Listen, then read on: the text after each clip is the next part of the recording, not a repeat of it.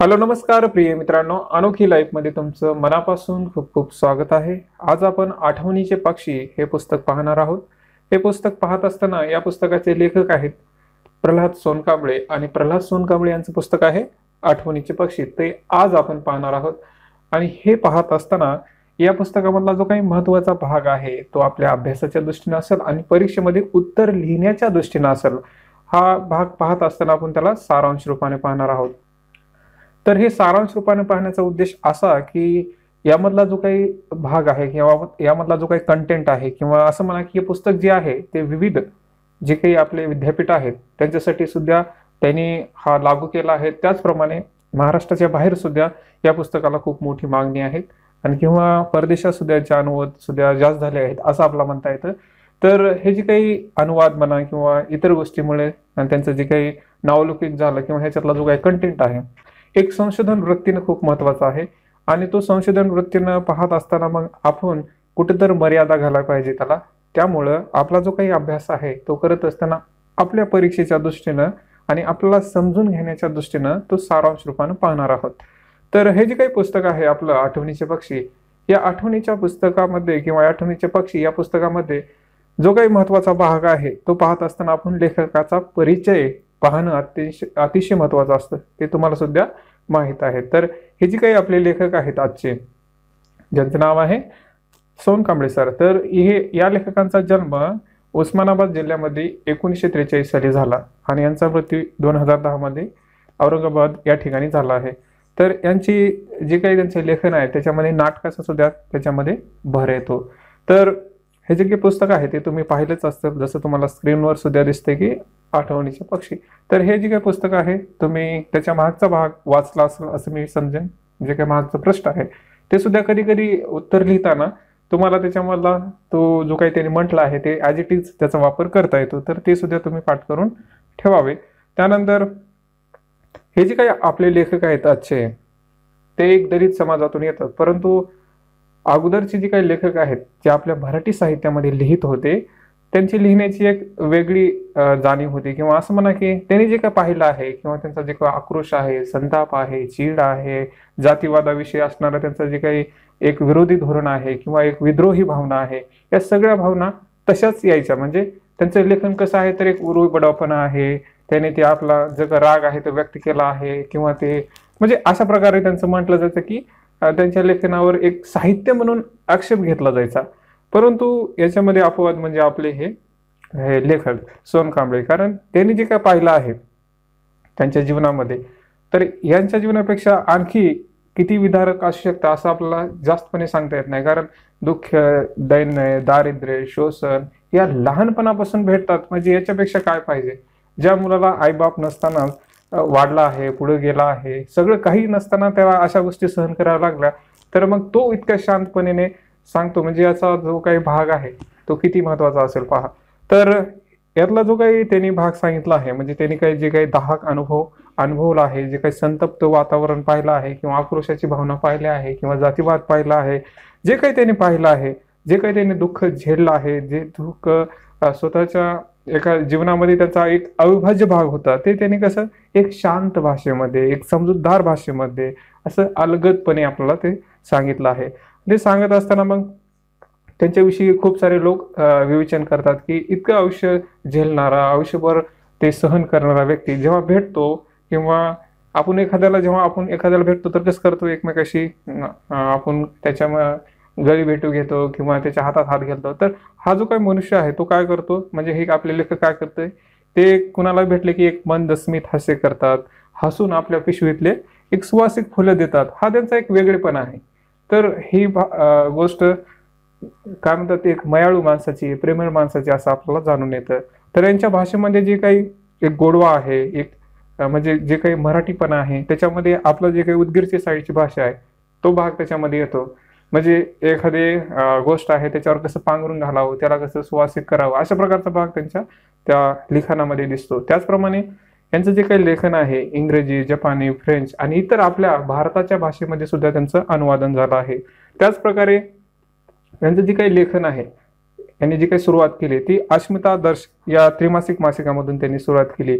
मग या मासिकामध्ये खूप साऱ्या त्यांच्या कथा गाजल्या, त्यांचं आत्मचरित्र गाजलं आणि मग त्यांना जे काही गोष्टी भेटायच्या, जसं भेटतात पुन्हा प्रसिद्धीला, त्या गोष्टी भेटत गेल्या.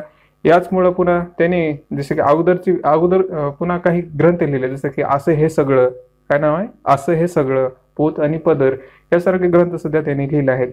तर साहित्य, काही जण असं म्हणतात की जो काही लेखक आहे, तो लेखक लिहित असताना एक आपली नवनिर्मिती करतो, तर तो भाग सुद्धा यांच्यामध्ये येतो. किंवा असं म्हणा की त्यांनी जे काही लिहिलं आहे ते थोडंसं आपल्या अगोदरच्या लेखनापेक्षा वेगळं वाटतं, परंतु ते वास्तविक आहे, हे सध्या सगळ्यांनी मान्य केलं आहे. तर असे साहित्य व सामाजिक संस्था यांचा जवळचा संबंध होता. त्यामुळे तिथले लोक सुद्धा असं म्हणायचे, म्हणजे आपण ह्यांच्या परिचयाचा बाब करत आहोत ना, बोलत आहोत त्यांच्याविषयी, तर ते असं म्हणायचे की हे जेव्हा भेटायचे तेव्हा त्यांच्या खिशातले फुले किंवा खडीसाखर द्यायचे, एक सहृदयी किंवा प्रेमळ भावनेने एकमेकांना भेटत असत, असं कार्यक्रम केल्यानंतर काही लोकांचा असं म्हणणं आहे. आता आपण हे जो काही परिचय पाहत आहोत तो विविध लेखातून घेतला आहे, किंवा यांच्याविषयी जिथे जिथे जिथे माहिती भेटते तिथून ते सगळ्या माहिती गोळा केल्या. त्यामुळे त्यांचं म्हणणं असं आहे की हे जेव्हा भेटतात ना, तेव्हा त्यांच्यामध्ये वेगळीच त्यांच्याविषयी भेटण्याविषयी किंवा त्यांना भेटल्यानंतर वेगळीच भावना येते, किंवा एक प्रेमळपणा, एक मयाळूपणा येतो, असं मी म्हटलं जातं. तर त्यानंतर त्यांचं जे काही लेखन आहे ते आपण जसं म्हटलं, असं हे सगळं किंवा पोत आणि पदर हा समीक्षा ग्रंथ, यापेक्षा त्यांचं ही जी काही आत्मकथा आहे आपली आठवणीचे पक्षी, याला खूप प्रसिद्धी भेटली आहे. या कथेमध्ये जो काही एक आपण काय म्हणतो त्याला, जो कुणाचा सहारा नसणारा असा जो काही बालक आहे, जो काही मुलगा आहे, तो आपल्या बहिणीच्या घरी जातो. गेल्यानंतर मग तिथं जे काही त्यांचं काम आहे त्यांचं सम करू लागतो, घरोडर वळतो, त्याचप्रमाणे शिक्षण घेतो. शिक्षण घेऊन घेऊन त्या अत्यंत कठीण परिस्थितीमध्ये, किंवा जो इंग्रजीला भीत आहोत त्या तसल्या सुद्धा परिस्थितीमध्ये स्वतःची जे काही इच्छा आहे शिकण्याची, ती तो त्यांच्या सगळ्या आत्मकथनामधून आपला दिसते. आणि असं करत असताना ते शाळा संपल्यानंतर औरंगाबादमध्ये मिलन कॉलेजमध्ये त्यांनी पदवी घेतली आहे. पुन्हा त्यांनी इंग्रजीमध्ये MA केलं आहे. जसं आपण म्हटलं की त्यांना इंग्रजी म्हणजे भीती वाटायचं, म्हणजे भीती वाटायची त्यांना त्याबद्दल. ते भीत असताना आता त्याच सब्जेक्टमध्ये त्यांनी MA केले. त्यानंतर त्या कॉलेजमध्ये जे की बाबासाहेब आंबेडकर कला आणि जे कला कॉलेज आहे, त्याच्यामध्ये त्यांनी एक प्राध्यापकाचं म्हणून काम केलं. पुढे त्यांनी उपप्राचार्य म्हणून काम केलं आणि पुढे ते प्राचार्यपदी, म्हणजे जिथं शिक्षणाचा अभाव होता, जिथं शिक्षणाचं साधन नव्हतं, जिथं काहीच माहित नव्हतं, तिथं सुरू जाणारं हे सर्कल पूर्णपणे जे काही प्राचार्य जे शिक्षणाच्या पद्धतीमध्ये प्रामुख्याने भूमिका बजावतात तितक्या पदापासून पोहोचणं म्हणजे काय, एक वर्तुळ पूर्ण होणं, अशा प्रकारचं हे सगळे एक संबंध आयुष्य हे त्यांनी जगलं आहे असं म्हटलं जातं. तर हा त्यांचा थोडासा परिचय. त्यानंतर त्यांचं जे काही लेखन आहे त्या लेखनाबद्दल बी खूप साऱ्या गोष्टी बोलल्या जातात. परंतु तत्पूर्वी यांनी जे काही लेखन लिहिलं आहे त्या लिहित असताना त्याच्यामध्ये अशी गोष्ट नाही की ती दुसऱ्याला वेगळी वाटेल.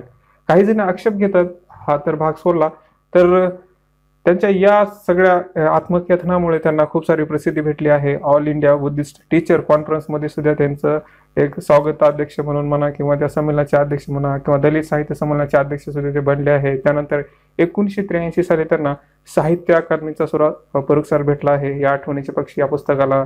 त्याचबरोबर 1997 मध्ये त्यांनी एक आदर्श शिक्षक म्हणून त्यांचा गौरव केला आहे. त्याचप्रमाणे आता आदर्श शिक्षक भेटल्यानंतर पुन्हा त्यांना बेस्ट सिटीजन, एक उत्तम नागरिक म्हणून सुद्धा पुरस्कार भेटलाय. म्हणजे इतक्या चांगल्या बाबी त्यांना कष्ट केल्यानंतर भेटल्या म्हणल्यानंतर त्याला किती आनंद झाला असेल पहा. एखाद्याला काही गोष्टी भेटल्यानंतर थोडासा आनंद होतो, परंतु इतका सहन करणारा, पुन्हा काय म्हणतात त्याला, धिटाईने जीवन जगणारा, जे काही घडतंय त्याला सामर्थ्यानं संघर्ष करत तोंड देणाऱ्या व्यक्तीला जर असे सुख भेटले आलं, एक आदर्श शिक्षक नागरिक, तर त्यांचं मन किती सुखावलं असेल. अशा प्रकारच्या त्या गोष्टी जे काही विवेचन करणार आहे ते सुद्धा ते करतात. तर त्यांचं जे काही साहित्य आहे त्या साहित्यामध्ये बोलत असताना असं म्हटलं, साहित्य हे साहित्य असतं, त्याची वर्गवारी करू नये अशी भूमिका एका विशिष्ट परिस्थिती योग्य असली तरी अखेर एखाद्या भाषेतील साहित्याचे मूल्यमापन करताना असा एक फरक करावाच लागतो. त्यातील भारतासारख्या जातीय, आर्थिक, उतरंडीची छुपी आणि उघडी परंपरा असलेल्या समाजात तर अपरिहायच आहे. महाराष्ट्र हे एकेकाळी सुधारकी विचारांचे आगार होते. त्यामुळे सामाजिक भेदांच्या पलीकडे जाऊन माणूस पाहण्याचा, व्यक्तीचा विचार करण्याची जी काही प्रक्रिया महाराष्ट्रात लवकरच सुरू झाली आणि दलित साहित्याचा सशक्त प्रभाव आला हे यामुळेच. याच्यामधले जी काही व्यक्ती आहे तुम्ही जर म्हणतात हा दलित एक कथासंग्रह आहे, तो आहेच, परंतु त्या दलिताच्या पुढे जाऊन एक माणूस म्हणून जे काही जगण्याला एक उपयुक्त असं आपण पायाभूत सुविधा म्हणतो ना, त्याची आवश्यकता किती आहे किंवा ते कसं मिळायला पाहिजे, या सगळ्या गोष्टी आपल्या ह्याच्यावरून एक काय म्हणतात त्याला आपण एक संशोधनाची वाट आहे ना, तशी या पुस्तकावरून भेटते असं बी म्हटलं जातं. तर त्यांनी जे काही आत्मचरित्र लिहिलं आहे, त्या आत्मचरित्रामुळे एक माणूस म्हणून एक साहित्याच्या पलीकडे जाण्याची एक वृत्ती या अशा लेखकामुळे, अशा लेखनामुळे येते असं बी म्हटलं जायचं. आणि त्याच्यामध्ये या आपल्या सोन कांबळे यांचं सुद्धा महत्वाचं भूमिका आहे. त्यानंतर आणखी जण काही असं म्हणतात की काही जण लिहिताना जे काही त्यांनी आयुष्य जगलं आहे, किंवा जसं आपण पहिल्या सुरू म्हटलं की काही जण लोक हे त्यांचा अनुभव जे कडवटपणाने लिहितात किंवा त्यांच्या त्या उघडपणाने अशा प्रकारे लिहितात की ते एक उर्बळवीपणा वाटतं. परंतु याच्यातला जो काही महत्वाचा भाग आहे तो संयम पाळणं, अग्रस्थाळपणापेक्षा आपलं जे काही एक शांततेचं स्वरूप आहे किंवा ते समजायला सगळा पटेल अशा प्रकारे लिहिणं, तर तो भाग आपल्या लेखकाने निवडला आहे. त्यांची जी काही लिहिण्याची पद्धत आहे, एक संयम भाषेत, शांत भाषेत, असं बी असेल तर पुरस्कार करत नाही किंवा असं एखाद्या गोष्टीची प्रसिद्धी करत नाही ती, तसेच प्रचार सुद्धा करत नाही, अशा प्रकारचं लेखन असं म्हटलं जातं. तर हे आत्मचरित्र खूप वेगळं आणि महत्वाचं ठरलं आहे असं बी म्हटलं जातं. तर आठवणीचे पक्षी हे ललित लेखांच्या रम्य आठवणीच्या संग्रहाचे शीर्षक असावे असं वाटते. प्रत्यक्षात हे पक्षी आपल्याला 10 आठवणीचे चटके देतात आणि आणि विद्ध करतात. परंतु या सगळ्या आत्मचरित्र लेखनात दोषरूपाचा भाव नसून सामाजिक मनोअवस्थेतील कुचकेपणा सांगण्याचा प्रयत्न आहे. काय आहे? मनोअवस्थेतील कुचकेपणा सांगण्याचा प्रयत्न आहे. व्यवहारातील जातीय भेदामध्ये जे काही भेदाभेद आहे तो संपुष्टात यावा म्हणून त्यांचे कायदे झाले, राखीव जागाचे संरक्षण दिले आहे. यातून काही प्रमाणात बदल घडून आला हे निश्चित, परंतु मनामनातील जी काही भिंत आहे, माणसातील जी काही जो दुरावा आहे, ती भीत मात्र कोसळल्या नाही, उलट त्या अधिक मजबूत झाल्या आहेत. तर हा जो काही दुरावा आहे किंवा इतराबद्दल जो काही एक मनवा आहे, तो गोष्टी कमी करण्यासाठी अशा प्रकारचं लेखन हे समाजामध्ये एक संशोधन वृत्तीने पाहिलं जातं. त्याचप्रमाणे अशा प्रकारच्या लेखनाविषयी म्हणजे ते लिहित असताना असं म्हणायचे की म्हणजे आता जर आपण म्हटलं की जो काही जातीवाद आहे, मनामनातला जो काही भेद आहे, ते असं म्हणायचे की अगोदरच्या काळी पूर्वी शिव देत नसत परंतु जगू देत. त्यांनी आता ते सगळ्याच गोष्टी आता 1943 साली जन्मले आणि 2010 साली म्हणजे त्यांनी थोडासा आधुनिक भाग सुद्धा पाहिला आहे. ते काय म्हणतात, आता पूर्वी शिव देत नसत परंतु जगू देत, आता शिव देतात परंतु जगू मात्र देत नाही. तर ही एक मार्मिकता, ही एक स्पष्टपणा आपल्या समाजाचा इतक्या चांगल्या शब्दात आणि इतक्या कमी शब्दामध्ये सांगणं असं तुरळकच भेटत तुम्हाला, असं बी काही जणांचं म्हणणं आहे. त्यानंतर मराठी साहित्यांचा बहुतांश वाचक हा मध्यमवर्गीय आहे, त्यामुळे बाळपण म्हटलं ते केवळ रम्यच असू शकतं अशी खळखळाट समाजात अनेकांची असते. श्रीनिवास कुलकर्णी यांचा डोह किंवा प्रकाश नारायण संत आहे यांचा लंपन ह्याची जी काही भावभाष्य आहे हा वेगळा, जसा महाराष्ट्रातील बालपणाचा आणि बालमनाचा एक म्हणजे असं म्हणायचे की जे काही बालपण म्हटलं कसं एक मजा असते, एक आनंद असतो, एक खेळकर वृत्ती असते, अशा प्रकारची गोष्ट हे अगोदरच्या पुस्तकामध्ये पाहिली जाते. तर ते त्याला नॉस्टॅल्जिया असं म्हटलं जातं. म्हणजे एक बालमनातील आठवण म्हणा की एक असं संचारित मन किती पाहिल्यानंतर आपला खूप सारं बरं वाटतं. जसं की आपले संत सुद्धा म्हणतात, पहा बालपण देगा देवा मंगी साखरेचा रवा एरावत रत्न थोर त्यास अंकुशाचा मार. असं बालपण देगा देवगा अशा प्रकारचे हे जे काही लिखाण आहे, त्या लिखाणामध्ये एक दुसरी जी काही समाजाला माहीत नसणारी म्हणा किंवा समाजाने ती पाहिली नसणारी जी काही बाब आहे ती आपल्या या लेखनामधून दिसते असं मी म्हटलं जातं. तसेच आठवणीचे पक्षी हा सुद्धा त्याच महाराष्ट्रातील एका समाजाचं शापित बालपणाचा आलेख आहे. हे सर्व प्रभाव आणि पदर एकत्र अभ्यासले तरच महाराष्ट्राचे खरे सामाजिक चित्र कळू शकते. आठवणीचे पक्षी नेमकेच हेच मासिक पद्धतीने सांगितले जाते किंवा त्यामुळेच त्यांचा हिंदीत या दोघी पंची, इंग्रजीत रिमेंबरिंग बर्ड या नावाने भाषांतर झाले, इतरही अनेक भाषांमध्ये ते पोहोचले आहे. तर अशा प्रकारचा भाग ह्याच्यामध्ये आहे. जे आपण बालपण पाहिलं म्हणजे आपण सर्रास पाहतो त्यापेक्षा जे काही दलित लोकातील किंवा दलित जे आहे किंवा आपण दलित म्हणण्यापेक्षा या आधुनिक काळामध्ये तुम्ही असुरक्षित वर्ग म्हणा, म्हणजे ते योग्य शब्द वाटेल की असुरक्षित वर्ग, तर यांचं बी जीवन अशा प्रकारचं आहे. असुरक्षितमध्ये जे काही वृद्ध असतील किंवा जे काही दुसरे असतील त्यांचा सुद्धा अशा प्रकारचाच भाग येतो. तर आता आधुनिक काळामध्ये आपण, कारण दलित जीवन तितकं बी आता खराब नाही असं बी म्हणता येतं, कारण 2019 मध्ये असताना आपण, 20 मध्ये असताना आपण असं म्हणतो एक वावगं राहणार नाही. तर त्याच्यामुळं तुम्ही असे शब्द यूज करताना थोडं आधुनिक पद्धतीने म्हणा, म्हणजे कसं हे जे काही पुस्तक आहे ते कसं आधुनिकतेला लागून आहे हे बी जे काही आपलं उत्तर वाचणार आहे त्याला बी समजतं की याने हे आपल्या सध्याच्या काळामध्ये सुद्धा याला इंटरप्रेट करतो एकच शब्दामुळं, असुरक्षित वर्ग. तर असं बी आपल्याला म्हणता येतं. तर हे जे काही सोनकांबळे आहे, सोनकांबळे यांच्या जे काही स्वभाव आहे त्यांच्यामुळे त्यांना असं एक मितभाषी आहे, कमी बोलणारे, मोजके बोलणारे असं म्हटलं जायचं. आणि तोच मोजकापणा, तोच एक कमी शब्दामध्ये सांगणारी जी काही भाषा आहे तीच या लेखनामध्ये दिसते असं बी म्हटलं जातं. आणि त्यांच्यामधलं जे काही जे त्यांनी लिहिलं आहे पोत आणि पदर, याच्यामध्ये मुख्यतः चिंतनात्मक गोष्टी दिसते. त्याच्यामध्ये असं हे सगळे, यामध्ये काही ललित लेख आणि व्यक्तिचित्रे आहेत, हे बी महत्वाचं आहे. त्यानंतर दलित म्हणून आलेले अनुभव हा केवळ लिखाणाचा केंद्रबिंदू न ठेवता त्या अनुभवाच्या पलीकडे जाऊन समाजाकडे पाहण्याची त्यांची तयारी आहे. अनेकदा अनुभव सच्चे आणि महत्वाचे असतात आणि अनुभवाच्या शिदोरीवर आपले लेखन हयात केल्याची त्यांची अनेकांची वृत्ती, जी काही लेखनाची वृत्ती अनेकांची वृत्ती असते त्याला सोनकांबळे अपवाद आहेत.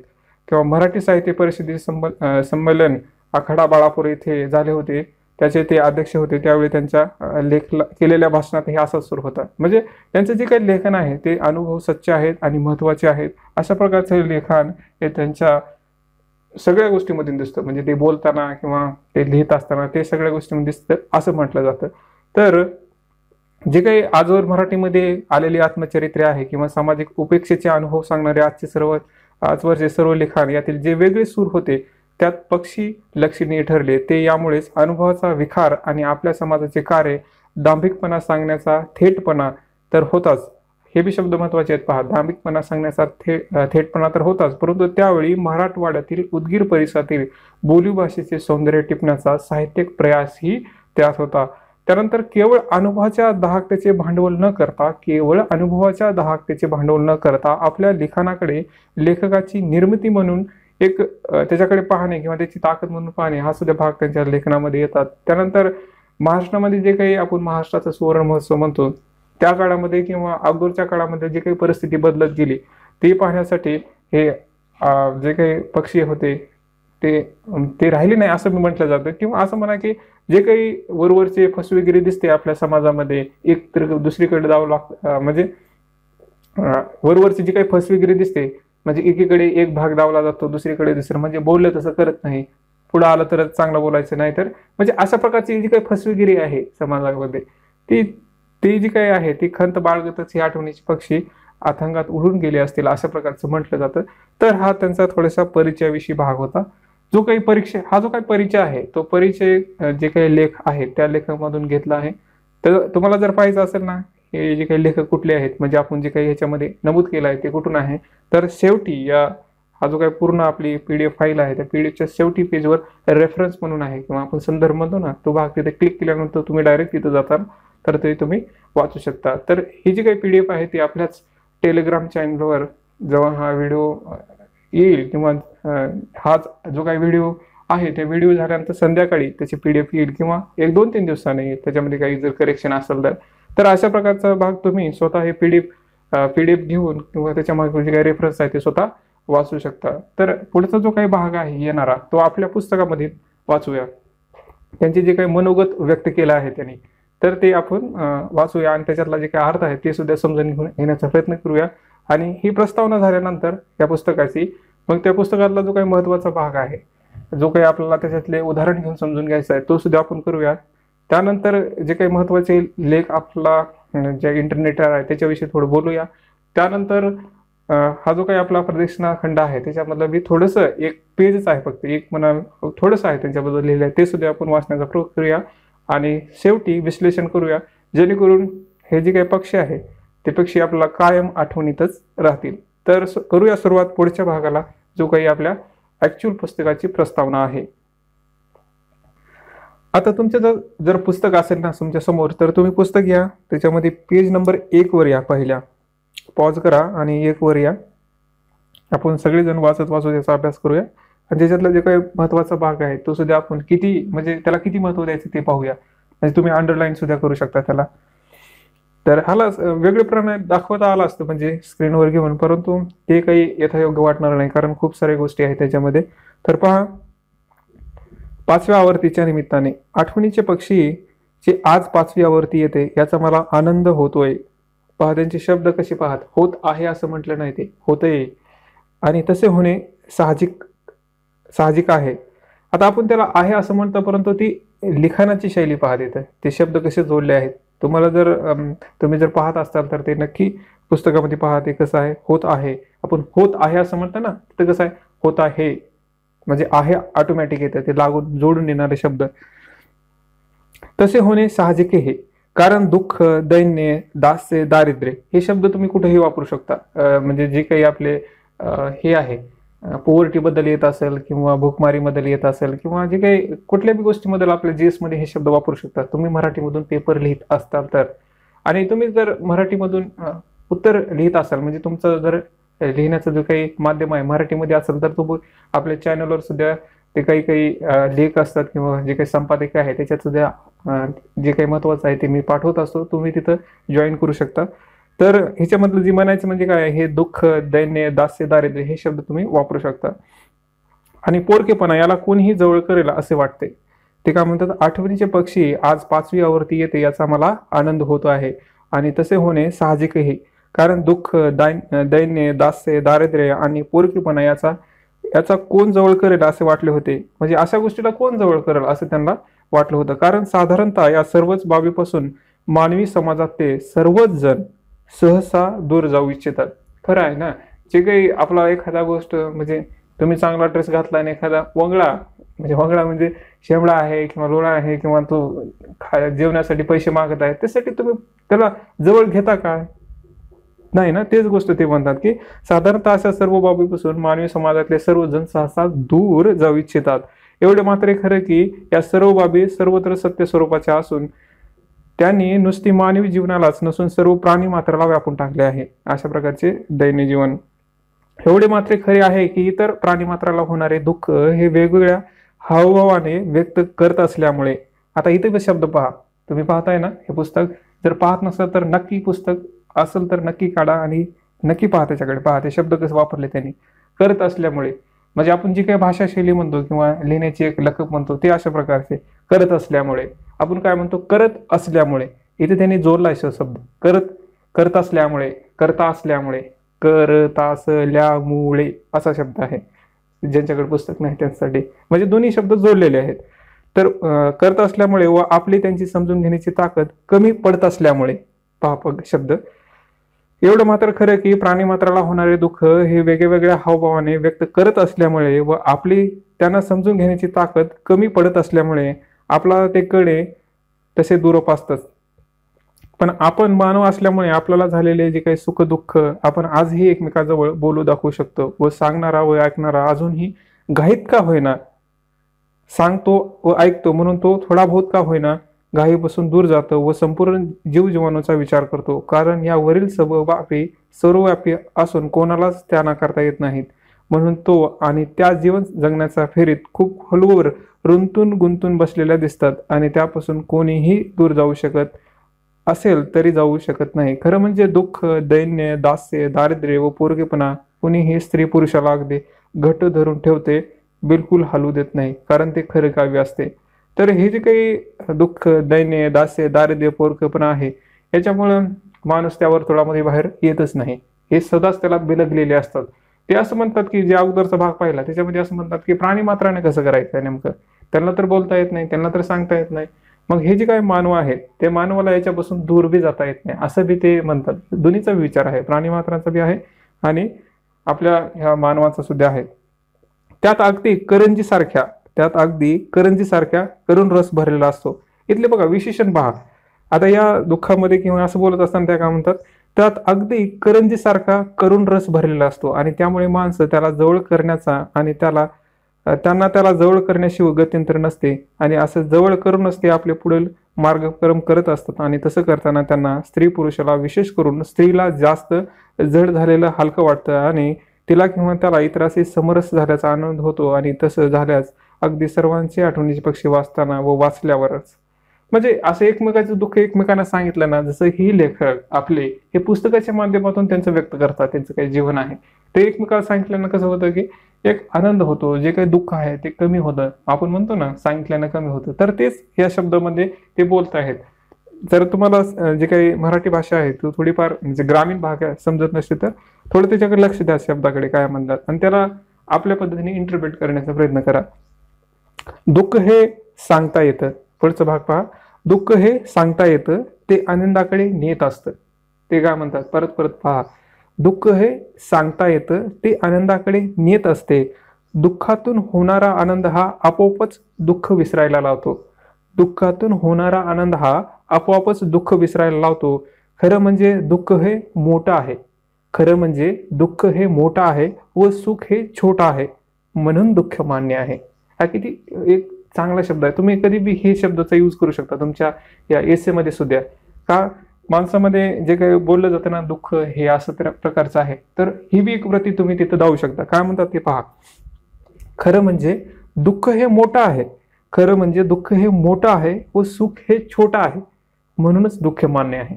तर असं नाही ना, त्याला आता आहे ते त्याला मान्य करावं लागतं. तर ही गोष्ट त्याने यथार्थ कमी शब्दामध्ये आपल्या मराठीमध्ये लिहित असताना हे महत्वाचं आहे. कारण आपला इंग्लिश जी काही जे म्हणी म्हणतो ते सगळं माहीत असतात. म्हणजे कसं काही असतात बघा शब्द, ते कधी कधी वापरलं जातं पहा, ग्लास सेलिंग म्हणा किंवा असे शब्द वापरले जातात. तर ते असे शब्द बी आपल्या मराठीमध्ये लिहिले ना, त्या वाचणाऱ्याला किंवा ते जे काही चेक करतात त्यांना सुद्धा एक एक वेगळाच आनंद निर्माण होतो. काय लिहितोय असं बी म्हटलं जातं. तर पहा हे काय म्हटलं आपण, एकदा वाचूया. खरं म्हणजे दुःख हे मोठं आहे, सुख हे छोटं आहे, म्हणून दुःख मान्य आहे. तर हा भाग त्याच्यामधला. म्हणजे दुःख दुःखाचे डोंगर, दुःख दुःखाचे आगर, दुःख मायेचे सागर, दुःख सुखाचे माहेर, दुःख मातेचा मायंग असून ते खऱ्या वाङ्मयाचे मूळ आहे, असं ते म्हणतात. मायंगातून जे बाहेर पडतं ते वाङ्मय. मायंगातून बाहेर पडल्यावर पहिला ट आवाज येतो, ते मूळ सत्य काव्य आहे. म्हणजे जन्मतः जे काही बाहेर पडतं ते कसं आहे, वाङ्मय आहे असं म्हटलं जातं. आणि त्याच्यामधून पहिला जो कावर ट्या, म्हणजे रडतो ना मुलगा, आपण समजा ट्या ट्या रडतो ना, तशा प्रकारे ते म्हणतात. मायंगातून बाहेर पडल्यावर पहिला ट्या आवाज येतो, ते मूळ सत्य काव्य आहे. दुःख हे आईसारखे असून तिला कोणीही कोणीही केव्हाही कवटाळतो, बिलगतो. काय म्हणतात ते, दुःख हे आईसारखे असून तिला कोणीही केव्हाही कवटाळतो, बिलगतो. सुख हे क्षणिक असून कोणालाही त्याला कवटाळावे वाटले तरी तो तसे करू शकत नाही. सुख आणि दुःखाबद्दल बोलतात बरं का ते. काय म्हणतात ते, दुःख हे आईसारखे आहे म्हणजे खूप मोठं आहे. एक खूप त्याचा, जसं आपण आईची डेफिनेशन करत असताना त्याच्याबद्दल शब्द कमी आहे तसं म्हटलं जातं, तसं हे दुःखाचं आहे. ते काय म्हणतात, दुःखाला सांगितलं जातं की दुःख हे आईसारखे असून तिला कोणीही केव्हाही कवटाळावे आणि बिलगावे. सुख हे क्षणिक आहे. सुख हे क्षणिक असून कोणाही त्याला कवटाळावे वाटले तरी ते करू शकत नाही. आणि हेच तर चालू आहे जीवनाचे या पृथ्वी तलावर आल्यापासून, आणि तसं राहणार आहे मग ते कोणतेही शतक असो. ते काय म्हणतात, जसं की एखादी गोष्ट मोठी आहे तर त्या मोठी गोष्टीला आपण बिलगता येतो, त्याला धरता येतं, ठेवता येतं. परंतु सुख म्हणजे काय, ते छोटंच आहे, त्याला कोणी धरू बी शकत नाही आणि ठेवू बी शकत नाही. अशा प्रकारचे ते बोलतात की आई जे दुःख आहे ते आईसारखं आहे, त्याला बिलगता येतो, त्याला कवटाळता येतो. परंतु सुख हे क्षणिक आहे, ते धरता येत नाही, त्याला सापडत नाही. तर त्याच्यामुळे ते हे जे काही दुःख सुख आहे ते कुणाला सापडणार नाही आणि ते असंच असणार, अशा प्रकारची बाब ते बोलतात. म्हणजे आता तुम्ही असं म्हणताल असं कसं आहे, आता आपला जो काही समाज सुधारला आहे किंवा आपण जे काही आधुनिक काळामध्ये आहोत हे म्हणताना असं जरी म्हणत असलं तरी त्या काळाच्या दृष्टीने सुद्धा पहा की याला असं बी म्हणायचं असलं तर आता सुद्धा तुम्ही झोपडपट्टीत जाऊन पहा किंवा जे काही गरीब राहतात, ग्रामीण भागामध्ये राहतात, तर अशा प्रकारचाच भाग दिसतो. दुःख हे पर्वतामुळे, ते म्हणतात ना दुःख हे पर्वता एवढे, सुख जवा एवढे. म्हणजे जव आहे ना, माहित ना, तसं म्हटलं जातं. तर हे बी मन सध्या बी आपल्या भारतामध्ये काही जे काही ग्रामीण भागामध्ये झोपडपट्टीमध्ये राहतात त्यांना लागू होते. कधी कधी आपण कसं इंटरप्रेट करतो माहितीये का, आपण जसं जीवन जगतो त्याच्याप्रमाणे असं असू शकते का, तर असं असू शकते नाही, ते असं आहे. त्यानंतर पुढचा भाग महत्वाचा आहे पहा. आठवणीचे पक्षी आता एका इ सोनकांबळे यांचे राहिले नाहीत, तर ते अनेक देशी विदेशी भाषातून अनेकाजवळ जाऊन अनेकांचे झाले आहेत. भारतीय समाज व्यवस्थेला दलित जीवन जगत असताना तेही दुःख, दैन्य, दास्य, दारिद्र्य कमी पडते का. म्हणजे या समाजाला ही बी कमी पडते का? म्हणून अगदी बाल्य अवस्थेपासून पोरकेपणाची झालर पांघरून सांभाळत असलेल्या अनेकांच्या परल्या आणि परलू आज तो सर्वांच्या समेत अक्षर वाङ्मय एका वेगळ्या ढबीने कुठेच तोल न जाऊ देता जीवनाच्या गुंतागुंतीच्या कोड्यात शिरून पुन्हा वर येऊन जमेल तेवढी त्याची उकल करून आपल्या बरोबर इतरांनाही थोडंफार मोकळं जीवन कसं जगता येईल याचा ध्यास सतत करता आहेत आणि यात अनेकांच्या मोलांचा वाटा आहे असं म्हटलं जातं. हे पहा, आपण एकदा वाचू परत एकदा. भारतीय समाज व्यवस्थेतील दलित जीवन जगत असताना भारतीय समाज व्यवस्थेत तर हे दलित जीवन जगत असताना तेही दुःख, दैन्य, दास्य, दारिद्र्य कमी पडते काय? म्हणून अगदी बाल्यावस्थापासूनच पोरकेपणाची झालर पांघरून सांभाळत असलेल्या अनेकांचा परल्या आणि परलू आज तो सर्वांच्या समेत अक्षर वाङ्मय वेगळ्या ढबीने कुठेच तोल न जाऊ देता जीवनाच्या गुंतागुंतीच्या कोड्यात शिरून वर येऊन जमेल तेवढी त्याची उकल करून आपल्या बरोबर इतरांनाही थोडंफार मोकळं जीवन कसं जगता येईल याचा ध्यास सतत करत आहेत आणि अनेकांच्या मोलांचा याच्यामध्ये वाटा आहे असं बी म्हटलं जातं. तर म्हणजे आपल्याला जर एक स्थैर्यपूर्ण जीवन असताना आपण करत नाहो हा तर वेगळाच भाग आहे. परंतु असे जे लोक आहेत जसे की आपल्यातले बाबा आमटे असतील की ते त्यांचं जीवन असं का व्यक्त करतात किंवा दुसऱ्या समाजाशी म्हणजे जे काही जे खूप ते दलित आहेत, पीडित आहेत, शोषक आहे यासाठी जे काम करतात ते आपण ही केलं पाहिजे. तर हा प्रकारचा थोडासा भाग आहे. म्हणजे हा भाग थोडासा वेगळा होता, परंतु याच्यातला म्हणण्याचा भाग असा आहे की जो काही महत्वाचा गाभा आहे किंवा जी काही भारताची समाज व्यवस्था आहे या समाज व्यवस्थेत अगोदरच दलित जीवन आहे. त्याच्यामध्ये त्या दलित जीवनामध्ये दैन्य, दास्य, दारिद्र्य, पोरकेपणा आहे आणि असं असताना एवढं सुद्धा कमी कळतं का त्या दुसऱ्या लहान लेकराला सुद्धा या सगळ्या गोष्टी द्यायला? म्हणजे ठीक आहे, एक दलित जीवन जो काही एक शिकणार आहे किंवा असं म्हणा की तो थोडासा वय झाला आहे त्याचं त्याला तर भेटतं हे तर ठीक आहे, पण बालकाला बी अगोदरच तो निरागस आहे, त्याला काहीच माहित नाही, वरून तुम्ही तसं करता म्हणजे कमी पडतंय का असा बी प्रश्न विचारला जातो. तर हा एक भाग महत्वाचा. काम नसले की मला करमत नाही म्हणून आपलं सांभाळून थोडंफार इतरांच्या कामी आपण यावं म्हणून सतत कुठं ना कुठं गुंतलेला असतो. हा त्यांचा एक व्यक्तीचा एक काय म्हणतात व्यक्तिगुण पहा. काय म्हणतात ते, काम नसले की मला करमत नाही म्हणून आपलं सांभाळून थोडंफार इतरांच्या कामी आपण यावं म्हणून सतत कुठं ना कुठं गुंतलेला असतो. आणि हे सर्व देणं आठवणीच्या पक्षीने मला दिले आणि पक्षीला नुसतं अक्षर वाङ्मयात कोंडून ठेवण्यापेक्षा ज्या मानवी समाजातून पक्षी आले तिथपर्यंत पुन्हा घेऊन गेले. म्हणून तर आज अनेक थोर मोठ्यापासून ते लहान मोठ्यापर्यंत सर्व दूर चिवटाक नवटाक. आता हे ज्वारीच्या बाबतीत बोललं जातं की ज्वारीच्या जे काही ग्रामीण भागामध्ये आहे तर चिवटाक नवटाक ज्वारीवर दिवसभर उन्हातानात चळकधार पावसात कोणाच्या तरी शेतात उपाशीपोटी राबणाऱ्या तेव्हाच्या परलोला आज मायेनं ओथांबलेलं टच भरलेल्या करंजीसारखं पोतभर पत्र येतात. आता इथं वेगळा अर्थ नका काढू. ते काय म्हणतात, टच भरलेला. टच म्हणजे पूर्णपणे जे काही भरलेलं असतं ते काय म्हणतात, ओथून टच भरलेल्या करंजीसारखी पोतभर पत्र येतात तेव्हा काय वाटतं असं आजच्या प्रईसून कांबळ्यांना. खरं म्हणजे पत्रातून तेही आजच्या घिसाड घाईच्या थोडंफार बनेल. जगात ही माणसे एवढ्या लढा लावतात त्याचा अर्थस्वर पाण्याच्या झरासारखं आतमधून वर येतो. लढा लावण्याचा अर्थ काय, जेव्हा एखादा माणूस अंतःकरणातून बोलतो तेव्हा पुढच्याला खरंच भावुक होतं. तेच सांगतात इथं की वर येतात व गळ्यातून बाहेर पडतात अनेक दूरवरच्या जवळ करण्यासाठी आणि तेच ते घडलं आठवणीच्या पक्षीमुळे. आणि म्हणून पत्रातून प्रत्यक्ष भेटी गाठीतून लहानापासून ते थोरापर्यंत संवाद करण्यात वेळेचं भान न ठेवता मागेसारखी उपाशी असलेला पोर का परलू आज मिळताच नो तहान भूक कसा विसरून जातो हे कळत नाही. तुम्हाला वाटत असेल हे कळते, थोडंफार कळत नाही, पर आणखी एकदा वाचत ते तुम्हाला कळलंच. पहा म्हणजे मी अर्थ तुम्हाला सांगितला तसा त्यांनी नेमकं काय म्हणतात ते. तर एकदा वाचू आणखी एकदा. ते काय म्हणतात, तिथपर्यंत पुन्हा घेऊन गेलं म्हणून आज अनेक थोरा मोठ्यापासून ते लहान मोठ्यापर्यंत सर्व दूर चिवटाक नवटाक ज्वारी दिवसभर उन्हातानात चवळदार पावसात कोणाच्या तरी शेतात उपाशीपोटी राबणाऱ्या तेव्हाच्या परलूला आज मायेनं ओथंबलेलं टच भरलेल्या करंजीसारखं पोतभर पत्र येतात तेव्हा काय वाटतं असेल आजच्या प्रईसून कांबळेंना. खरं म्हणजे पत्रातून तेही आजच्या घिसाड गाईच्या थोडंफार बनेल. जगात ही माणसं एवढा लढा लावतात याचा अर्थस्वर पाण्याच्या झरासारखा आतमधून वर येतात व गळ्यावरून बाहेर पडतात.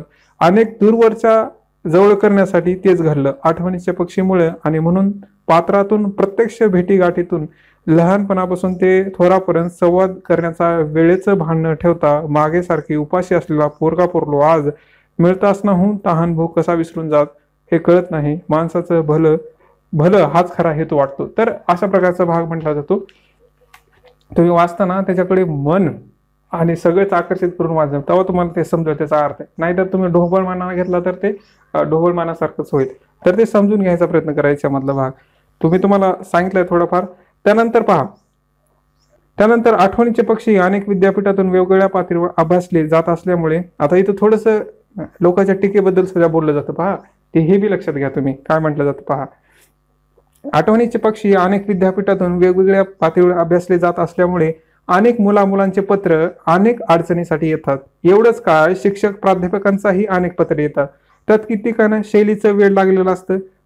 पहा हे शब्द पहा, कित्येकांना शैलीचं वेळ लागलेलं असतं, बऱ्याचना भाषेचं वेळ, तर कधी कोड पडलेलं असतं. बऱ्याच वेळेस कित्येकांना शब्दच कळत नाही, मग अर्थ दूरच.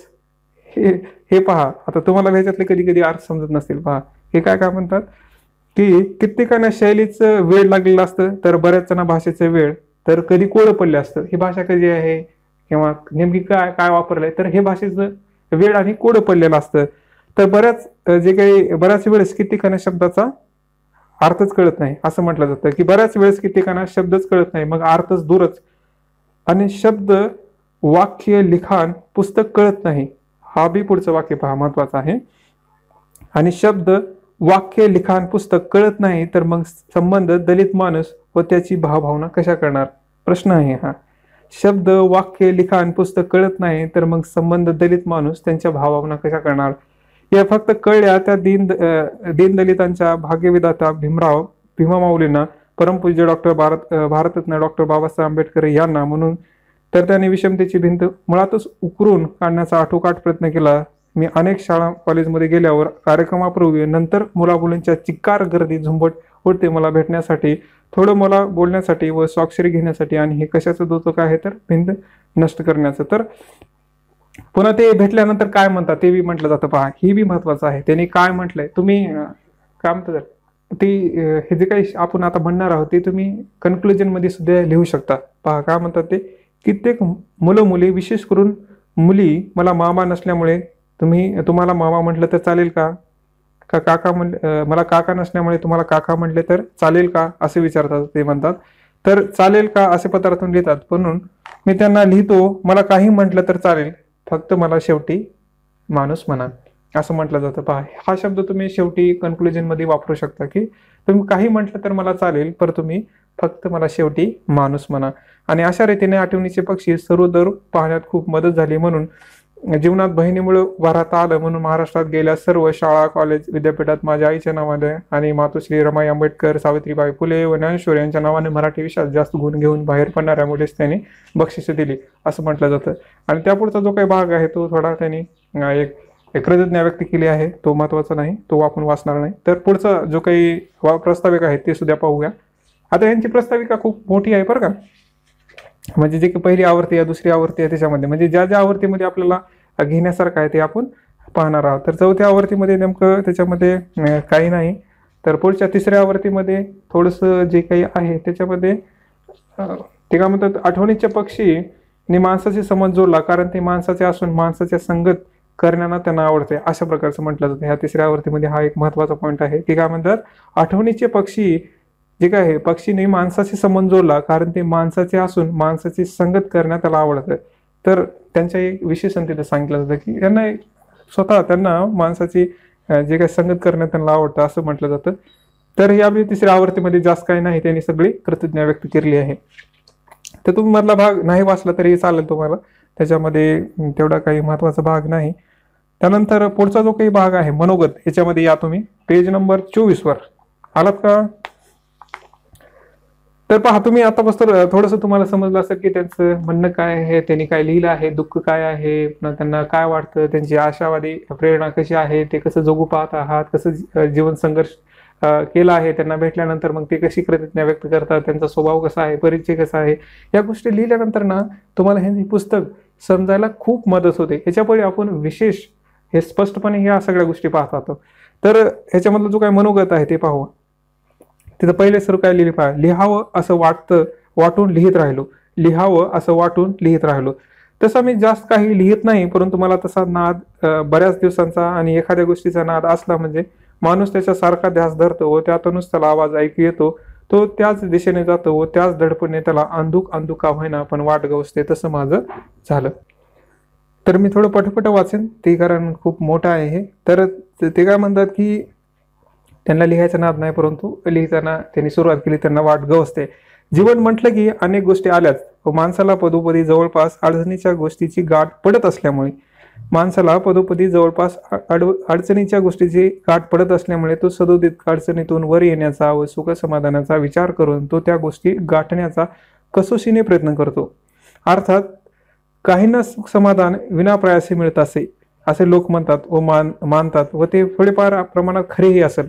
परंतु ज्याला सुख समाधान मिळते त्याचे प्रयत्न केले नसले तरी त्यासाठी कोणी ना कोणी प्रयत्न मात्र निश्चित केलेले असते, अशी माझी धारणा आहे. असं त्यांना वाटतं की एखाद्याला जर गोष्टी विनासायास भेटली किंवा कष्ट न करून भेटली तर त्यासाठी कुणीतरी प्रयत्न केलेला आहे असं बी त्यांना वाटतं. जसं की उदाहरण घ्या की जे काही आता दलित लोक आपण म्हणा किंवा जे काही त्यांची सुधारणा झाली आहे त्या सुधारण्यासाठी कुणी ना कोणी अगोदर प्रयत्न केले आहे ना. जे आज सुख समाधान लोकांना भेटलं आहे, जे सुख त्यांना आज मिळत आहे किंवा जे काही पुढे जात आहेत त्याचा कुणी ना कुणी अगोदर प्रयत्न केला आहे ना, अशा प्रकारचं बोललं जातं की एखाद्याला गोष्टी विनासायास भेटते याचा अर्थ काय आहे, त्यानं केलं जरी नसेल तर कुणी ना कुणी अगोदर त्याचा तसा प्रकारचा प्रयत्न केला आहे असा त्याचा अर्थ आहे.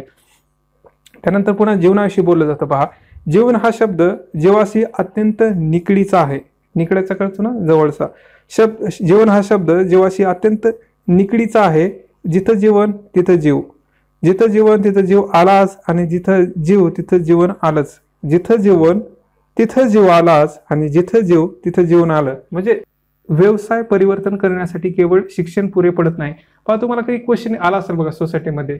Social empowerment needs also economic empowerment. म्हणजे असं म्हणा की जे काही सामाजिक सक्षमीकरण आहे यासाठी आर्थिक सक्षमीकरण सुद्धा गरजेचं आहे.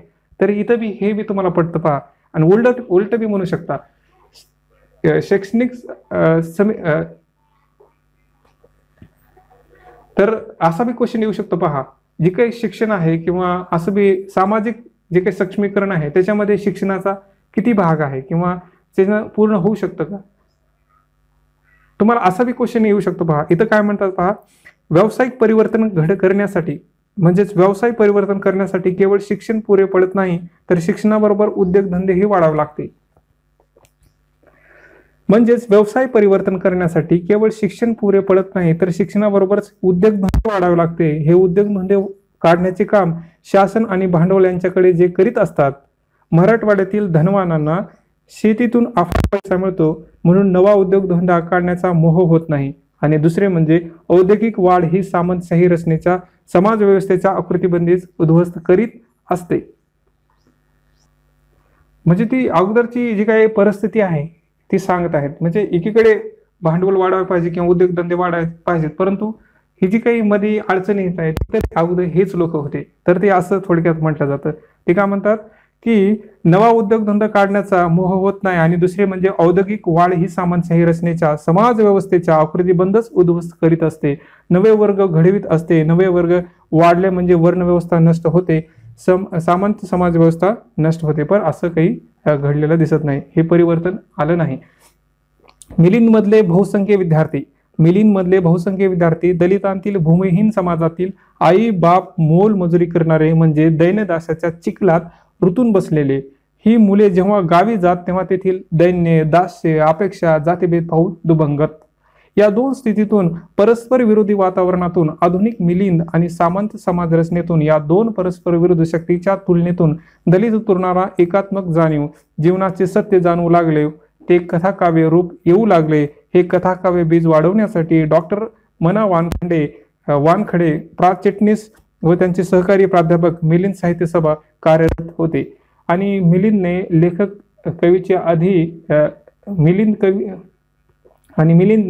कवीची आधी आटणार नाही आणि मिलिंदने लेखक कवीची कधी आटणार नाही, लेखक कवीची कधी आटणार नाही अशी साहित्य वाहिनी निर्माण केली. वामन निंबाळकर, यशवंत मनोहर, सुखाराम हिवराळे नाव सांगितले जातात. नरेंद्र इंगळे, अविनाश डोळ, अरुणा लोखंडे, राम तांडे, इतर अनेक नामवंत प्रतिभावंत. प्रै सोनकांबळे विद्यार्थी हे मिलिंदचे. त्यांचा जन्म मराठवाड्यातील. आई वडील भूमिहीन, महार आई वडील लहानपणीच वारलेले, थोरल्या बहिणीने सांभाळलेले. थोरल्या बहिणीचे सासर गरीब, भूमिहीन, मोलमजुरी करून दिवसाचा डोंगर कसा तरी पार करणे अशा गरिबीत म्हणजे महारपणात प्रईचे बालपण. किशोरपण गेलेले. एका निराधार भूमिहीनाच्या मुलाने, एक मोलमजुरी करणाऱ्या बहिणीच्या पोरक्या भावाने, सामंतशाहीच्या विषमतापूर्ण समाजात जे जे पाहायचे, सहन करायचे ते सर्व सहन केलेले आहे आणि ते आठवणीचे पक्षीमध्ये त्यांनी मांडले आहे. हा सुद्धा तुम्ही टिपा लिहू शकता किंवा कन्क्लुजन याच्यावर करू शकता. पहा, तर आंबेडकरी चळवळ सुरू होऊन 50 वर्ष उलटून गेली आहे. धर्मांतर करून 20 वर्ष होऊन गेली आहे. दलित साहित्य चळवळ सुरू होऊन 15-20 वर्ष झाली आहेत, हे त्या काळचं बोलतात. स्वातंत्र्य आणि लोकशाही येऊन 30 वर्ष झालेली आहे. तरी बहुसंख्य दलित तरुणांना आपले आयुष्य सांगायला संकोच वाटतो, अपमान वाटतो. कारण तो जी त्यांच्या जीवाची कहाणी आहे, जीवनाची कहाणी सांगणार आहे, ती केवळ दुःखाची, दैन्याची, दास्याची, अपमानाचीच मालिका असते. हे सांगणं त्याच्या जीवावर येतं, कारण त्याने तसे काही वाचलेले नसते. प्रेम, शृंगार, सुखदुःखाचे आणि उच्च आणि मध्यम वर्गीयांचे जीवन साहित्यात रंगवलेले असते. साहित्य म्हणजे प्रेमशृंगार, स्त्री सौंदर्याचे वर्णन, सुखदुःखी आणि सुखवस्तू समाजाचे चित्रण हे त्या जे काही दलित लेखक होता त्याला वाटत होतं. आणि इथे घोटाळा होतो. त्याचे अनुभव रसात्मक, नाट्यात्मक, भावनात्मक किंवा भावनोत्कट, जळजळीत असूनही सरस साहित्याचे गुण त्या अनुभवात ठासून भरलेले असूनही तो लिहायला कचरतो. इथेच घोटाळा होतो. त्याचे अनुभव रसात्मक, नाट्यात्मक, भावनोत्कट, जळजळीत असूनही सरस साहित्याचे गुण त्या अनुभवात ठासून भरलेले असूनही तो लिहायला कचरतो. त्याला कारण ते अनुभव त्याच्या जातीचे असतात. त्याचे अनुभव त्याच्या जातीचे असतात आणि त्याची जात हिंदू सामाजिकदृष्ट्या हीन मानलेली असते. तसे पाहिले तर भारतीय सर्वच हिंदू लेखकाचे अनुभव व श्रेष्ठता पावलेले साहित्य हे त्यांच्या जातीचे व वर्गाचे अनुभव असतात. पण त्या वर्गांना प्रतिष्ठा असल्यामुळे ते जातीचे, वर्गाचे अनुभव प्रतिष्ठित होतात. कशामुळे? प्रतिष्ठा असल्यामुळे. रससिद्धांत अथवा कला सिद्धांत होतात. पण दलित लेखांची जात व वर्ग प्रतिष्ठित नाही, म्हणून त्यांचा अनुभवही प्रतिष्ठित होत नाही. आणि म्हणून काही तरुण दलित लेखांना आपले अनुभव सांगण्याचा संकोच वाटतो. ते उत्कट. आता हे तुम्ही, हा जो काही कारण मीमांसा आहे तो तुम्ही लिहू शकता की दलित लेखक त्यांचं लेखन आहे ते का पुढे येत नाही किंवा कशा प्रकारे येत नाही. तर त्यांचं जे काही लिखाण आहे ते कमी मानलं जातं, कमी प्रतिष्ठित मानलं जातं. ते लिहिणार काय, तर ते त्यांचा अनुभवच लिहिणार, त्यांच्या जातीचं येणार, तर ते प्रतिष्ठित नाही म्हणून ते लिहित नाहीत. हे तुम्ही कधी जर क्वेश्चन विचारला तर त्याच्यावर हे कारण मीमांसा तुम्ही करू शकता. तर पुढे काय म्हणतात पहा. आणि म्हणून काही तरुण दलित लेखांना आपले अनुभव सांगण्याचा संकोच वाटतो. ते उत्कट असूनही त्याला लिहायचं वाटत नाही, त्याला त्या हीन वाटतात. म्हणजे जातीच्या सामाजिक दर्जा जेवढा असेल तसा अनुभवाचा दर्जा मानला जातो. जातीचा सामाजिक दर्जा जेवढा असेल तसा अनुभवाचा दर्जा मानला जातो. म्हणजेच वर्णवाद हा वाङ्मयाचा सिद्धांत घडवतो.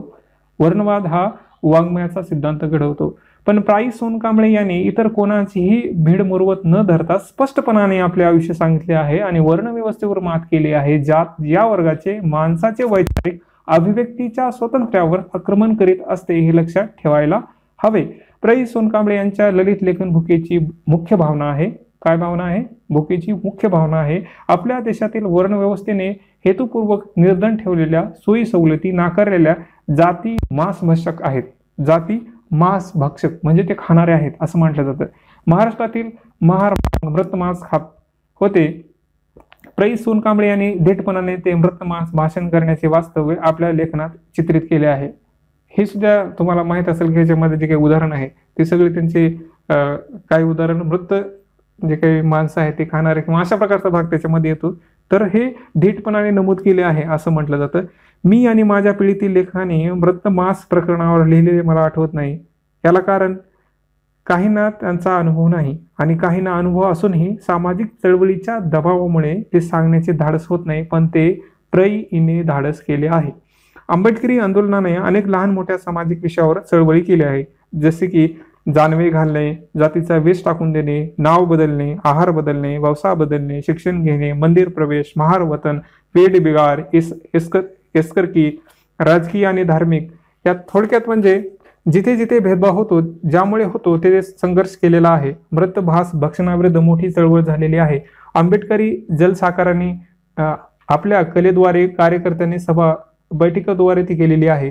हा गतकाळ कितीकांना नको असतो, त्यातील दैन्य, अज्ञान, लाचारीपासून त्यांना वेदना होतात, शरम वाटते, म्हणून ते आग्रहपूर्वक सांगतात की जुनी खरकटी आता उजडात आणू नका. जुनी खरकटी आता उजडात आणू नका हा जातीचा अपमान आहे. मृत मांस खाणे हे जसे दैन्याचे संबंधित आहे, तसेच त्याला इतिहास देखील आहे. जेव्हा हिंसा करणे धर्मविरुद्ध झाले, तेव्हा अहिंसेचे पालन करणारे मृत मांस खाऊ लागले, असे विद्वानाचे म्हणणे आहे. ते का म्हणतात? मृत मांस खाणे हे जसे दैन्याच्या संबंधित आहे, दैन्याच्या संबंधित आहे, तसाच त्याला इतिहास देखील आहे. जेव्हा हिंसा करणे धर्मविरुद्ध झाले, तेव्हा अहिंसेचे पालन करणारे मृत मांस खाऊ लागले, असे विद्वानाचे म्हणणे आहे. प्रै सोनकांबळे यांच्या एका ललित लेखनात मृत मांसाची घटना वर्णन केलेली आहे. गावात मळे पडते, महारांना ते आणणे भाग पडते, ते आणतात, खोडतोड होऊन ते मांस घरोघर शिजते. प्रईच्या मोठ्या बहिणीच्या घरी ते आणले जाते. प्रईचे तेथे वेगळे होऊन दारिद्र्याचे वर्णन करत बसत नाही. येथे काय म्हणतात? ते दारिद्र्याचे वर्णन करत बसत नाही, सांगण्याच्या अवघातच घटनाच येतात आणि या घटनामुळे सर्व स्पष्ट करतात. प्रईची थोरली बहीण मोठ्या प्रमाणे म्हणते, बाळा प्रल्हाद खाकीर, बाळा प्रल्हादा खाकीर. तिला माहित असते की प्रल्हाद खाऊ शकत नाही, कारण त्याच्या गळ्यात आईने लहानपणीच माळ घातलेली आहे. पण आज पोट भरणार असते. अति कष्ट करून मिळवलेल्या भाकरीचा कोटभर कुटक्याबरोबर ताटलीभर मांस खाऊन पोट भरल्याचे तृप्तीचे समाधान सर्वांना मिळणार असते, कारण पैसे देऊन घेतल्यामुळे भाकर कोरभरच खर्च करणे भाग आहे. त्यामुळे प्रल्हाद नुसती भाकर खाऊन अर्धपोटी राहणार आहे, असे अपरंपार दैन्य. म्हणजे खायचं तर तिथं खायला काय आहे? मांस आहे, परंतु खाऊ शकत नाही, कारण गळ्यामध्ये माळ आईने टाकली आहे. तर काय करायचं मग? आहे ते खायचं आणि गपचिप राहायचं. तर हे अपरंपरा देणे. उलट लहान मुलगा, तुम्हाला तर माहिती आहे की लहान मुलं जर भूक लागली तर कसं हे करतात किंवा त्यांना ते सहन होत नाही, परंतु हे सहन केलं ह्या आपल्या प्रै सोनकांबळे यांनी. तेच म्हटलं जातं, कोणी दिले ही कधीच पूर्ण झालेली भूक कोणी कायम ठेवली. कोणी दिले ही कधीच पुरी न झालेली भूक कोणी कायम ठेवली. कितीही कष्ट तरी पोटभर अन्न मिळण्याचे मारामारच. ही कष्टाची किंमत कमी कोणी ठेवली. त्यामुळे माणसाचे मोल कवडी किमतीचे झाले. हे अधमकृत्य कोणी केले? ते प्रश्न विचारतात की असं कोणी केलं, की कोणी दिले ही कधीची पुरी न झालेली भूक कोणी कायम ठेवली, की अशा प्रकारची भूक कोण दिली. कितीही कष्ट केले तरी पोटभर अन्न मिळण्याची मारामार. ही कष्टाची किंमत कमी कोण ठेवली, की असं दिवसभर काम करायचं आणि त्याला थोडीशी मोलमजूर द्यायचं, असं कोण केलं? असं कोण ठरवलं की एवढीच पगार द्यायची? तर हा प्रश्न विचारतात. आणि त्यामुळे माणसाची मोल कवडी किमतीची जी काही मोल कवडी किमतीचे झाले आहे, ते अधम्य कृत्य कोण केले, की दिवसभर काम करायचं, त्याला थोडासा रोजगार, आणि एवढं करून सुद्धा त्याला माणुसकी नाही किंवा त्याला थोडं सुद्धा महत्व द्यायचं नाही. तर असलं अधम कृत्य, असं भयानक कृत्य, वाईट कृत्य कोण केलं? तर हे प्रश्न विचारले जातात. पहा, प्रै सोनकांबळे कोठेही भाषण करत नाही.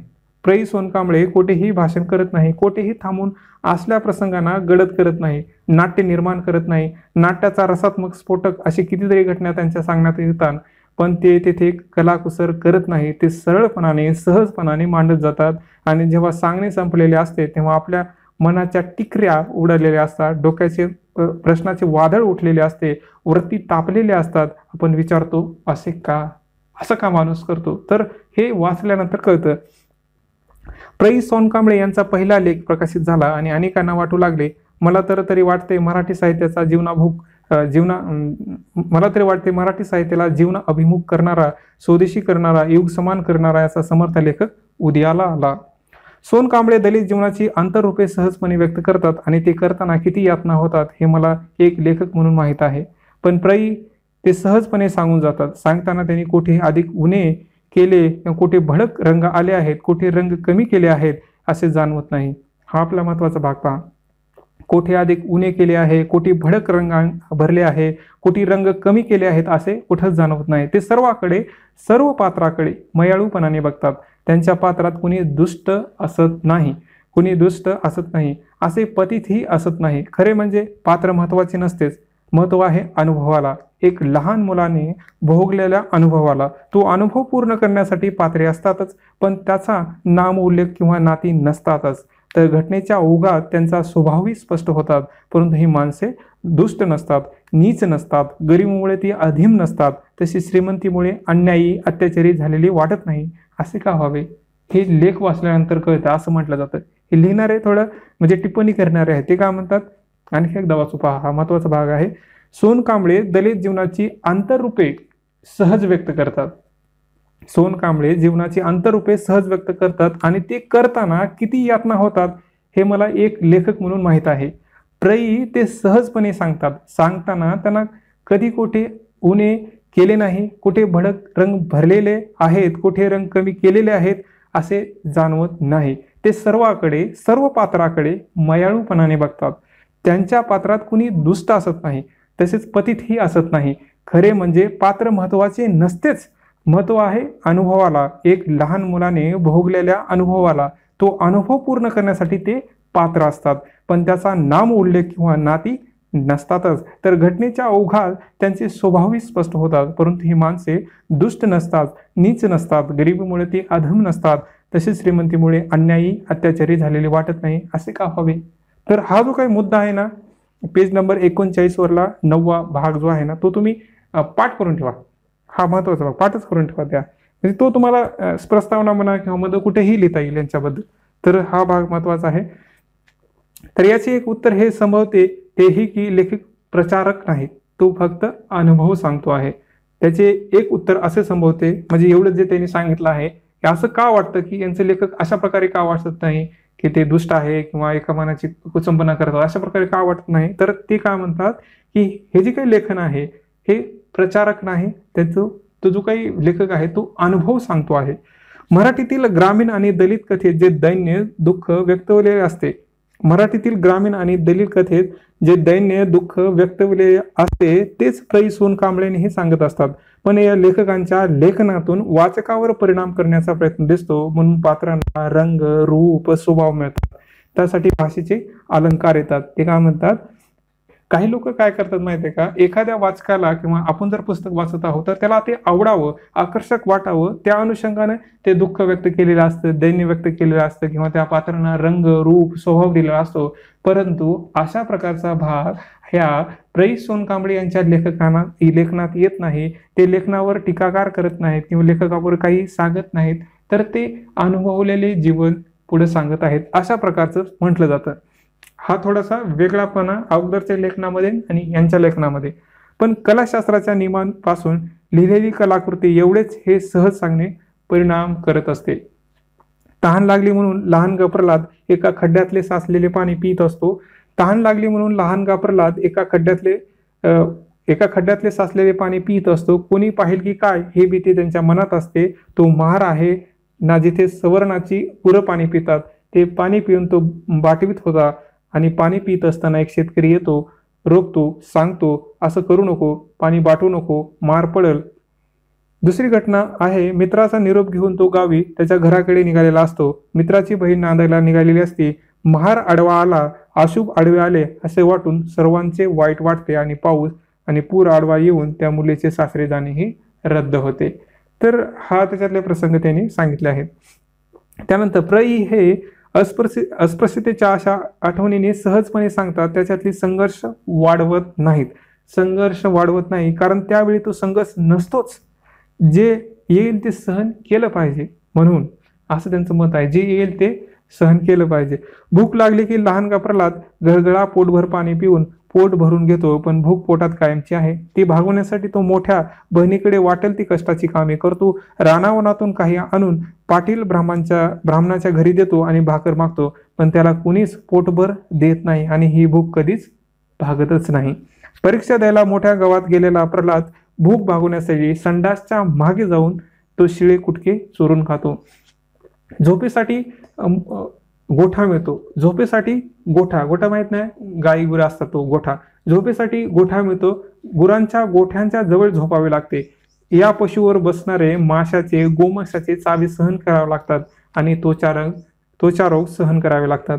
थंडी पडलेली असते, अंगावरून पांघरून नसते, म्हणून उसाची चिपाटे गवत तेथे जेथे असते ते आत घुसून झोपतो आणि मारका बैल सुटतो. दिसतो कुठे त्याला त्याला दिसले तर तो मारील हे भय असते, म्हणून लहान प्रल्हाद तसाच पडून राहतो आणि बैल तुडवून जातो. कुत्र्याच्या तोंडातला मांसाचा तुकडा पाहून तो कुत्र्याच्या तोंडातून काढण्याची कल्पना डोक्यात येते आणि तसा प्रयत्न करताच कुत्रा अंगावर येतो. केवळ या देशात आम्ही हिंदू म्हणून जन्म घेतला म्हणून एका निष्पाप मुलाला पापपुण्याच्या ज्याच्या मनात जागती जाणीव आहे, ज्याला पुष्कळ सहन करावे लागते, तो सहन करीत राहतो. त्याची ही सहनशीलता संतापेक्षाही मोठी आहे. काय ती उपमा दिली पाहताना, त्यांची ही सहनशीलता संतापेक्षाही मोठी आहे. एकनाथाचा त्या कौतुक केलेल्या सहनशीलतेचे आणि आठवणीतल्या प्रसंगाची तुलना केली तर एकनाथाची सहनशीलता काहीच नसते. घटनेला महत्व येते ते तेथे एकनाथ नामवंत आणि ब्राह्मण असूनही त्यांच्या अंगावर ते कोणी थुंकत होते. एकनाथ ब्राह्मण नसते तर थुंकण्याला तसे महत्व प्राप्त झाले नसते. गरीबावर कोणीही थुंकत असते. हे समजतं का पहा तुम्हाला? तुम्ही एकनाथाची ती कथा ऐकली ना, ते रोज पाणी आणायला जातात, एक माणूस त्यांच्या अंगावर थुकतो, ते त्याला काही म्हणत नाहीत. दुसऱ्या दिवशी ते करतात, त्याला परत ते रोज जातात, परत रोज माणूस थुकतो, परत त्याला काहीच म्हणत नाहीत.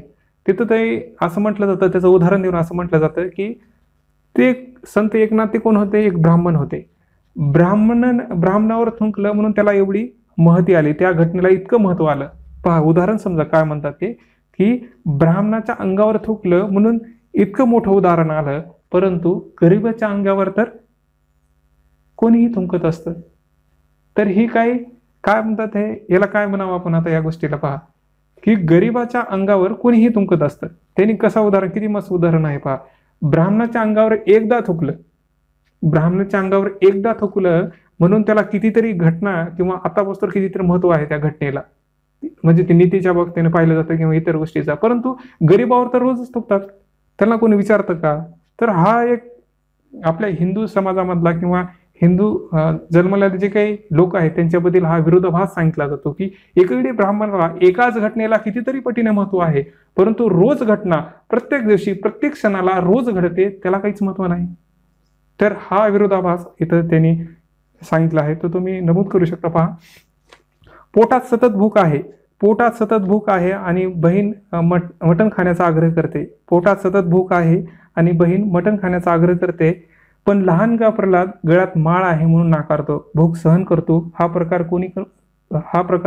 कोण कमी प्रतीचा म्हणू शकेल? पोटात सतत भूक आहे आणि बहीण मटण खाण्याचा आग्रह करते, पण लहानगा प्रल्हाद गळ्यात माळ आहे म्हणून नाकारतो, भूक सहन करतो. हा प्रकार कोण कमी प्रतीचा म्हणू शकेल?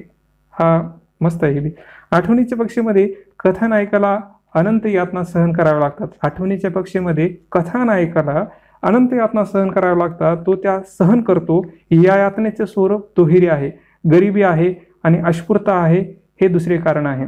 आठवणीच्या पक्षीमध्ये कथानायकाला अनंत यातना सहन कराव्या लागतात, तो त्या सहन करतो. या यातनेचे स्वरूप दुहेरी आहे, गरिबी आहे आणि अस्पृश्यता आहे. दुहेरी कुठला आहे? एक गरिबीत आहे, दुसरीकडून अस्पृश्यता आहे. परंतु या दोन्ही कारण आहे वर्णव्यवस्था आणि तिच्यातून विकसित झालेली सरंजाईशाही, जी सर्व संपत्ती एकटून बसलेली आहे आणि तिने भिकारीपण खालच्या जातीवर लादले आहे. तर हे कथानक आहे ना, त्या कथानकाला दुहेरी दुःख सहन करावं लागतं.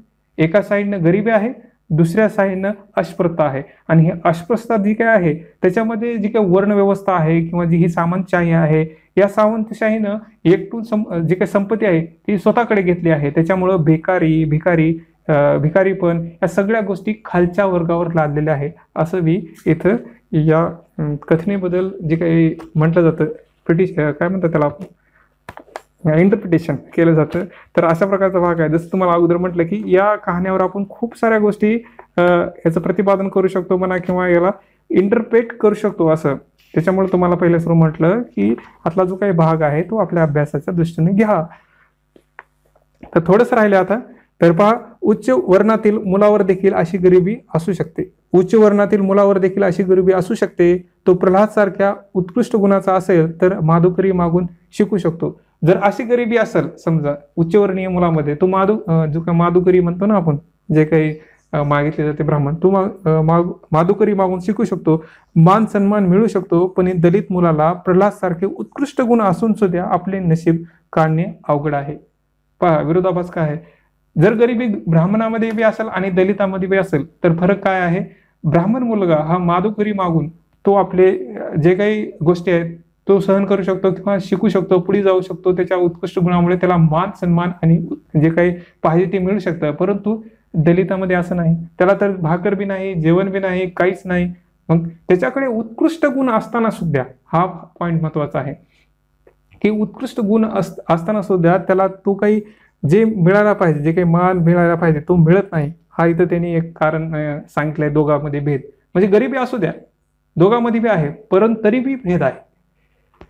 कारण अंत्यजाच्या मुलाचे शिकणे हे कर्म नाही असे म्हटले जाते. अंत्यजाच्या मुलाचे शिकणे हे कर्म नाही, शिकणे हा धर्म नाही. म्हणजे दलित मुलाविरुद्ध केवळच धर्म नाही तर अर्थसत्ता, शासनसत्ता ही असते.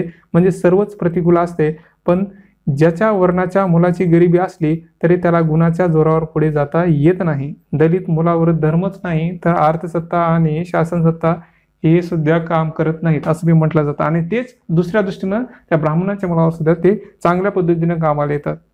त्यामुळे गुण असताना, उत्कृष्टपणा असताना सुद्धा त्यांना अशा प्रकारच्या गोष्टी सहन कराव्या लागतात. जगू बघणाऱ्या, शिकू बघणाऱ्या प्रल्हाद ई सोनकांबळे यांच्या या आठवणी म्हणजे दलित जीवनाचे करुण नाट्य आहे. हे बी तुम्ही सुरुवातीला किंवा शेवटी याचा उपयोग करू शकता.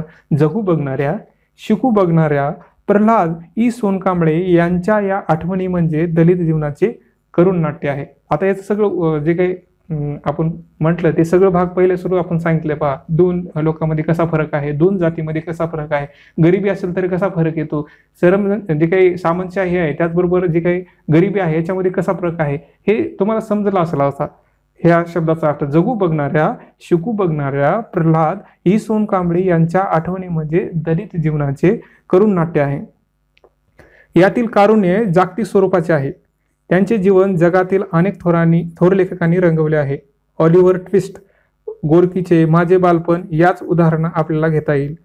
आता हे उदाहरण तुम्ही देऊ शकता बरं काय, याचे कसे जागतिक स्वरूप आहे किंवा असं बी लोक शकता की या लेखकाप्रमाणे सुद्धा आपल्या लेखकाची मत आहे त्याच्यामध्ये. ऑलिस्टर ट्विस्ट, गोरकी हे जे काही लेखन आहे ते सुद्धा तुम्ही नमूद करू शकता एक उदाहरण म्हणून. आपलं त्याच्यामध्ये काय म्हणतात त्याला, एक आपल्या त्या लिहिण्यामध्ये थोडंसं पुढच्याला सुद्धा ठीक आहे वरचं उदाहरण दिलंय, आंतरराष्ट्रीय उदाहरण दिलंय असं वाटतं. भारतातील हिंदू धर्मी लेखकात जीवनाचा अनुभव फक्त दलित लेखक घेत असतात. त्यांना अनुभवलेले दुःख, दैन्य, शोषण हे उच्चवर्णीय हिंदू लेखकाच्या वाटेला येत नाही. कारण भारतात भौतिक सुखदुःखाचे, गरिबी श्रीमंतीचे, विशेष अधिकार आणि निषेधाची, सोयी सवलतीची वाटणी वर्गाप्रमाणे झालेली आहे.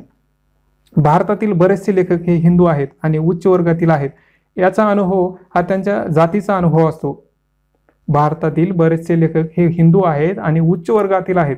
त्यांचा अनुभव हा त्यांच्या जातीचा अनुभव असतो. त्या अनुभवाला, त्याच्या प्रश्नाला जागतिक पातळी मिळू शकत नाही. बालविधवेला जागतिक पातळी कशी मिळायची, हुंड्याची गोष्ट जगातील जागतिक जनतेला कशी मिळायची, मोजी बंधनाचे प्रकरण हे जगाला काय करणार, हिंदू विधवतेच्या दुःखाला जग कशी काय दाद देणार, विधवेच्या प्रेमाच्या आणि तिला झालेल्या अपत्याचा प्रश्न जगाला कसा कळणार, आंतरजातीय प्रेम, त्याच्यातील तेढ, त्यातील तिचा व त्याचा पराक्रम काय हे जगाला पटू शकत नाही. हिंदू लेखकांनी निर्माण केलेली ट्रॅजेडी जागतिक ट्रॅजेडीत बसू शकत नाही. इथं काय म्हटलं जातं पहा, विशेषतः जे काही लेखक आहे भारतातील लेखन करणारे हे लिखाण त्यांच्या जाती संबंधाचे असते, त्यांच्या अनुभवाच्या दरम्यान असते. परंतु हिंदू धर्मामध्ये असणारे जे काही लेखन आहे ते कशा प्रकारचं आहे की याच्यामध्ये जे काही हुंडाबळी आहे किंवा हुंडा आहे किंवा बालविधवा आहे किंवा जे काही विधवाचा प्रश्न आहे, त्याच्या प्रेमाचा प्रश्न आहे. जसं की म्हटलं जातं पहा, काय म्हटलं जातं, बालविधवेला जागतिक पातळी कशी मिळायची, हुंड्याची गोष्ट जगातील जागतिक जनतेला कशी मिळायची, मोजी बंधनाचे प्रकरण जगाला काय करणार, हिंदू विधवेच्या दुःखाला जग कशी काय दाद देणार, विधवेच्या प्रेमाच्या आणि तिच्या झालेल्या अपत्याचा प्रश्न जगाला कसा कळणार, आंतरजातीय प्रेम, त्यातील तेढ, त्यातील तिचा व त्याचा पराक्रम हे काय जगाला पटवू शकणार. त्याच्यामुळे आपलं जे काही लेखन आहे ते या जगामध्ये म्हणजे जे काही प्रसिद्ध व्हायला पाहिजे ते आलं नाही. असं म्हटलं जातं की काय लिहिले हे नाही, नेमकं काय सांगायचं ह्याला, असं कोणी ऍक्सेप्ट करतं का विधवा आहे त्याचं तुम्ही प्रेम नाकारता, त्या आपत्याला तुम्ही नाकारता, हुंडामळी करता, किंवा ज्या काही बालविधवाच्या गोष्टी आहेत ते तुम्ही आपल्या समाजामध्ये आहे. मग हे लेखकाचं जे काही लिखाण आहे ते आंतरराष्ट्रीय स्तरावर, जागतिक स्तरावर येणार कसं, हा बी प्रश्न निर्माण होतो पहा. कारण हे प्रश्न त्यांच्या जातीचे प्रश्न आहेत, वर्गाचे नाही. म्हणून त्यांचे लेखक केवळ हिंदू उच्च वर्णाचे प्रश्न आणि मनोरंजन करणारे लेखन वाटते. काय आहे, उच्च वर्गीयांचे जे काही प्रश्न आहे आणि त्यांचे मनोरंजन करणारे लेखन वाटते. जातीला स्वतःला बंद करून घेणाऱ्या एका लहानशा गटाचे लेखन असते, तर दलित लेखकांचे लेखन जागतिक जनतेचे लेखन असते. जातीला स्वतःला बंद करून घेणाऱ्या एका लहानशा गटाचे लेखन असते, तर दलित लेखकांचे लेखन जागतिक जनतेचे लेखन असते. दैन्य, दुःख, दास्य, शोषण, कोंडी ही जरी अशा जातीची वाटली तर ती भारतातील बहुसंख्य जनतेची स्त्री, शूद्र, अतिशूद्र, वन जमातीची जीवनकथा आहे. जसं मी तुम्हाला अगोदर म्हटलं होतं पहा, की तुम्ही वापरत असताना हा जो काय प्रश्न आहे त्या जागी दलित न वापरता असुरक्षित वर्ग वापरा. त्याच्यामुळे या तुमच्या उत्तराला जास्त त्याला किंमत कामना किंवा त्याला महत्व होईल असं म्हणता येतं. तर ते काय म्हणतात, हे जे काही लेखन आहे हे लेखन फक्त एका वर्गाशी सीमित नाही, तर ते नसून हे जी काही दुःख, दास्य, शोषण, कोंडी होते ती जे काही स्त्री आहे, जे काही शूद्र आहे, जे काही अतिशूद्र आहेत, जे जनजमातीमध्ये राहतात त्यांच्या बाबतीत सुद्धा आहे हे असं म्हटलं जातं पहा. तर हे आपण या आधुनिक काळामध्ये त्याला इंटरप्रेट करू शकता. तर पुढे काय म्हणतात पहा, दास्य, दुःख, शोषण हे जागतिक समाजात अस्तित्वात आहेत, म्हणून प्रै सोनकांबळे यांच्या आठवणीच्या पक्षीतील जीवन हे जगातील श्रमजीवांचे जीवन होऊ शकते. त्यांची सजीव केलेली भूक जगातील सर्वांना कळू शकते. तात्पर्य हे की दलित लेखकांचे लेखन जागतिक आहे, कारण ते जागतिक विषयावर लिहितात. ते केवळ त्यांच्या जातीचे दुःख नसते किंवा दैन्य नसते, ते जगभर असलेले दुःख, दैन्य, दास्य, शोषण असते. म्हणून प्रै सोनकांबळे यांच्याकडून मी सार्थ अपेक्षा करतो की त्यांनी आम्हाला थोर थोर कथा, कादंबऱ्या द्याव्यात, त्यांनी जागतिक कीर्ती मिळावी, हे आठवणीचे पुस्तक वाचून म्हणतो. हे जे काही त्यांनी म्हटलंय हे लिहिणारे आहेत बाबूराव बागुल.